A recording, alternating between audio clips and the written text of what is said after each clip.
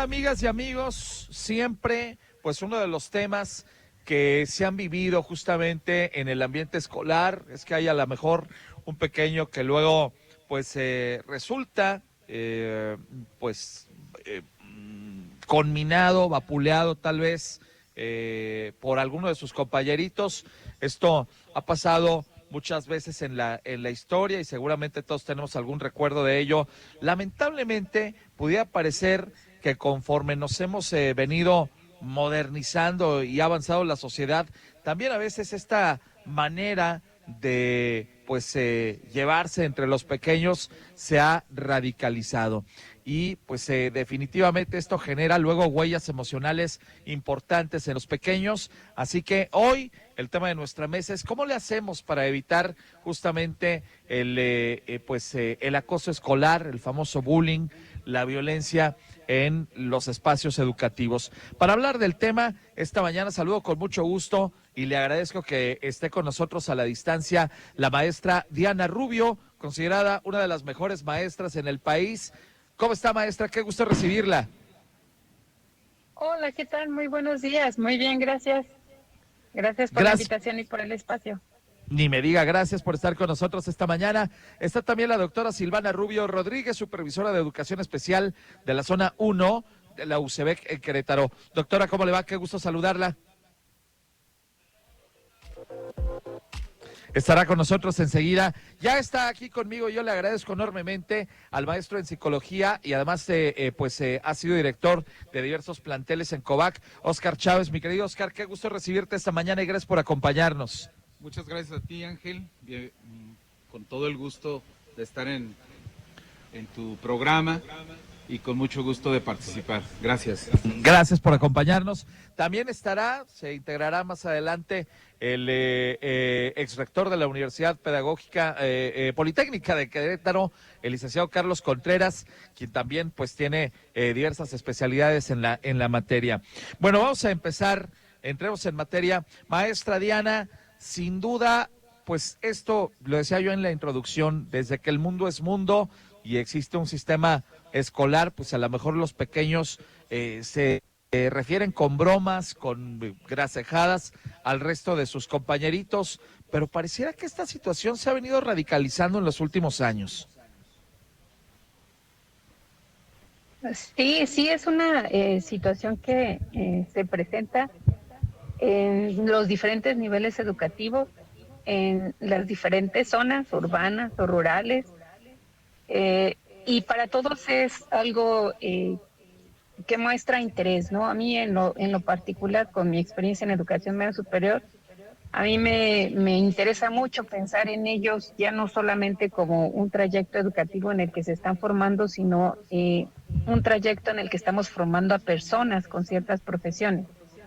Cuando nosotros hablamos de personas con una profesión o personas con una carrera, no podemos dejar de lado también fomentar programas para que ellos integren dentro de sus habilidades, dentro de su caja de herramientas, lenguajes apropiados que les permitan a ellos poder identificar algunas situaciones, algunos casos en los que puede haber un conflicto aceptable, pero también habrá casos en los que habrá un conflicto que no se pueda tolerar, que es el caso del bullying. Entonces, considero que sí es muy importante recordar también que esta parte no solamente se vive en las aulas, sino que también hay espacios que ahora ellos habitan, que son las redes sociales, y que ahora el Cierto. acoso también puede venir desde esos aspectos. Entonces, es algo que tenemos que atender, no podemos seguir pensando en que solamente formamos profesionales, que solamente desarrollamos estas habilidades técnicas, tecnológicas, de innovación y emprendimiento, que es muy bueno. No debemos dejar de pensar en las personas y articular en espacios donde ellos, primero que nada, se sientan en un ambiente amable, generoso y respetuoso. Y para ello, bueno, pues vamos ahorita a escuchar a la especialista de UCB, que hay maneras, hay protocolos específicos, lineamientos específicos que seguir en las escuelas, pero si solamente actuamos desde el punto de vista de reaccionar, estamos perdiendo una parte importante que es la de prevenir. Pero cuando hablamos de prevención, estamos hablando de acciones a largo plazo donde no solamente estamos involucrados las personas que hacemos educación o que estamos en la educación formal, sino otros actores de la sociedad que también son importantes, como las familias y la sociedad en lo general. Bien, muchas gracias, maestra Diana. Bueno, saludo, ahora sí ya está con nosotros esta mañana la maestra Silviana Rubio Rodríguez, supervisora de Educación Especial de la Zona 1 de la UCEBEC en Querétaro. Maestra, ¿cómo está? Qué gusto recibirla esta mañana. Muchas gracias, buenos días. Disculpen, he tenido fallos con internet, pero aquí estamos. No, sensacional el tenerla con nosotros esta mañana. Ya sabe luego cómo se portan esos duendes de internet. Entremos en materia. Le preguntaba yo a la maestra Diana, se lo pregunto a usted también. Pareciera, no sé si efectivamente se ha vuelto esta conducta o estos comentarios entre niños en las escuelas, etcétera, etcétera. ¿Se ha radicalizado este bullying o sigue siendo el mismo que antes, nada más que ahora es más visible? ¿Usted qué opina? Yo creo que el acoso escolar, el bullying en la SEP no está considerado como una expresión o concepto, lo trabajamos desde la Secretaría de Educación Pública como acoso escolar, no como bullying, no se considera como bullying en la Secretaría de Educación Pública. En el acoso escolar, hablando de acoso escolar, creo que en la educación básica tenemos un severo problema. El severo problema es que los niños eh, de entrada ya somos rebeldes desde pequeñitos, no estamos dados por las edades siempre a provocación, siempre a brindar una respuesta, pero de los más comunes que tenemos en educación básica, del acoso más común que tenemos en educación básica, pues por supuesto que es la física, la verbal y la psicológica. ¿Qué sucede? Que en el acoso físico, pues sí, los niños tienden pues a golpearse, a empujarse, incluso llegan a patearse, a pellizcarse, a hacer en situaciones graves, pues a escupirse, inclusive a hacer tropezar, a empujarse, a hacer gestos Bueno, se me perdió un poquito gestos ahí la inadecuados. comunicación con ella. Voy a retomar con la maestra Silviana enseguida. Oscar, preguntarte cómo reaccionar ante una circunstancia como estas cuando de repente pues el pequeño llega a casa y dice a sus papás, oye, ¿sabes qué? Pues me está pasando esto, cuando lo platican, porque luego hay ocasiones en que se lo guardan, y lo que sí vemos es que hay pues un descenso en su rendimiento escolar.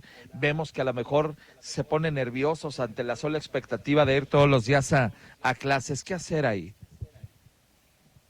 Sí, existen algunos indicadores importantes.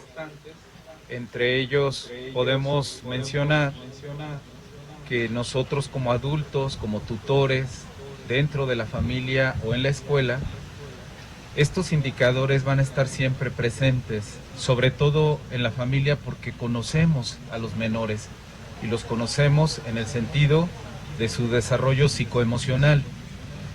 Los indicadores que señalo, obviamente, nos van mostrando de manera evidente su desarrollo tanto cognitivo como sus emociones, como sus propias habilidades para discurrir ante diferentes escenarios. Cuando uno de estas esferas es notoria al abstencionismo de las necesidades básicas, como puede ser la alimentación, como puede ser el descanso, el dormir, el aislamiento, el retraimiento para poder ejecutar tanto las acciones escolares como las paraescolares en el sentido de lo deportivo, en lo artístico, creo que estamos o debemos de estar muy atentos como esta muestra de indicadores que nos pueden facilitar la identificación de los mismos. Bien, muchas gracias, mi querido Oscar. Bueno, pues platicarles, amigas y amigos, esta mañana son ya las 8:49. Estamos hablando en esta mesa de análisis social de hoy en RR Noticias sobre el acoso escolar y cómo hacer para pues en principio detectar, a veces como padres, porque reitero, a veces los niños llegan y lo platican, pero en otras ocasiones se lo guardan y entonces cómo detectar estas señales que pueden ser focos rojos en torno a algo que esté padeciendo mi hijo, pero también cómo hacer para poder sacarlo adelante, porque en muchas ocasiones el otro pequeño que también es el acosador o el que está generando, digamos, este escenario de violencia, lo hace porque también es una válvula de escape, también muy probablemente de otra cosa que está él experimentando en su propio entorno. Entonces, preguntarle, maestra Diana, desde su perspectiva y su experiencia, ¿a dónde tendríamos que estar atentos como padres de familia? Gracias por por la pregunta que me parece súper importante. Vale la pena tal vez definir acoso escolar. Acoso escolar es una conducta que se ejerce entre los estudiantes y en el contexto, con el objetivo de someter, explotar o causar daño al otro. Tiene ciertas características. Duración, es intencional, está direccionada, es frecuente y hay una desigualdad de poder físico o social. Entonces, ya nos comentaba la maestra Silvana que tiene que ver con aspectos verbales, físicos, sociales, ¿no? En fin, creo que algunos detectores de focos rojos es la conducta del niño. Ya nos comentaba el compañero que nosotros conocemos a nuestros hijos, tener esta ventana, esta puerta, espacio de diálogo abierto y de confianza es súper importante. También tener este diálogo abierto con las autoridades, insisto, ya hay protocolos que se deben de seguir, guías específicas para que las y los docentes que los atendemos sepamos cuál es la ruta que seguir para poderlo sacar adelante. Es bien importante además que estos protocolos que están hechos para que podamos salvaguardar la integridad del estudiantado en general, pues los conozcan los estudiantes, las estudiantes, los padres y las autoridades, los docentes que estamos involucrados. En la medida en la que todos conozcamos cuáles son estos protocolos, vamos a tener más certeza de cómo actuar y cómo ayudarlos. Yo insisto, y nada más cierro con esto de participación, creo que lo más importante es prevenir. Y cuando hablamos de prevenir con programas específicos para poder incidir no solamente en la víctima, en el acosador, sino también en Claro. los testigos. En la medida en que los testigos sean más conscientes del rol que juegan y que puedan modificar el comportamiento, el agresor va a perder su público, va a perder el significado, ya no va a ser divertido y entonces vamos a tratar de movernos hacia estos espacios donde los estudiantes tengan maneras no solamente de identificarlo, de que lo puedan leer, lo puedan identificar, se hagan conscientes y tomen decisiones para solicitar la ayuda que se necesita a las personas indicadas para poder tener todos una respuesta integral para ellas y ellos. Bien, muchas gracias, maestra Diana. Maestra Silviana, preguntarle también, reitero, ¿a dónde tenemos que estar? ¿En qué tenemos que estar atentos nosotros como padres de familia ante a lo mejor un cambio en la conducta de nuestros hijos, ante a lo mejor un nerviosismo o algunas actitudes que tendríamos que leer para saber que algo, pues algo no anda bien ahí en clase? Sí, tenemos que tener mucho cuidado, ser muy observadores como padres de familia. Es un punto muy importante para los padres de familia, así como para los docentes que debemos estar atentos dentro del aula.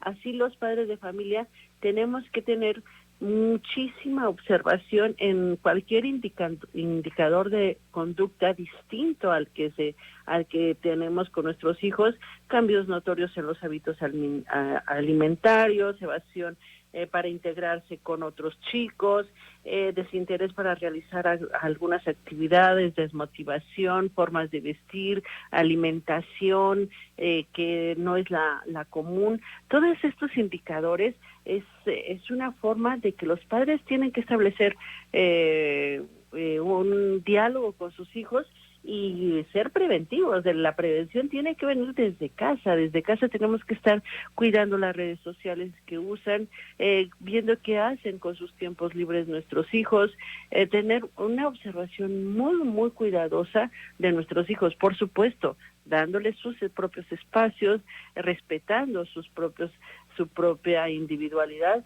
pero nosotros como padres de familia, en ese amor que le tenemos a nuestros hijos, tenemos que ser muy, muy cuidadosos en relación a indicadores de conducta de riesgo que puedan estar presentando, sobre todo niños en edades de primaria, edades de secundaria, que son los que son más comunes a sufrir algún acoso o estar al interior de un escenario de acoso escolar.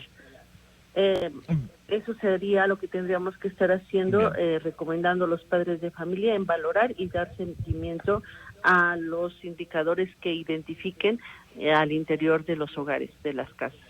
Muy bien, muchas gracias, maestra Silviana.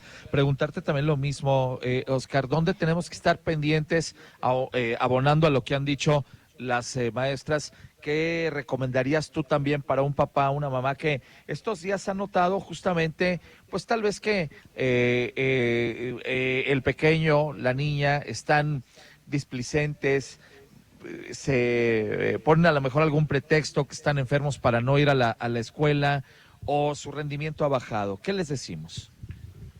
Sí, me parece que el primer aspecto que como padres, como docentes, tenemos que procurar es la escucha. Yo recomendaría primordialmente la interacción, la convivencia con nuestros hijos o con nuestros estudiantes, en darles nuestra oreja, darles nuestra escucha.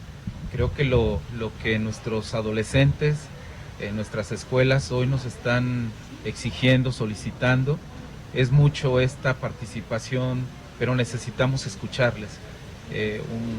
Yo como padre de familia te podría decir, Ángel, que cuando las velocidades de nuestra vida, cuando nuestra dinámica familiar, nuestra dinámica laboral, social, nos preocupa y nos deja a un lado la escucha, la interacción o integración con nuestros hijos, estamos perdiendo o estamos dejando ir un factor muy protector, que es justamente la convivencia.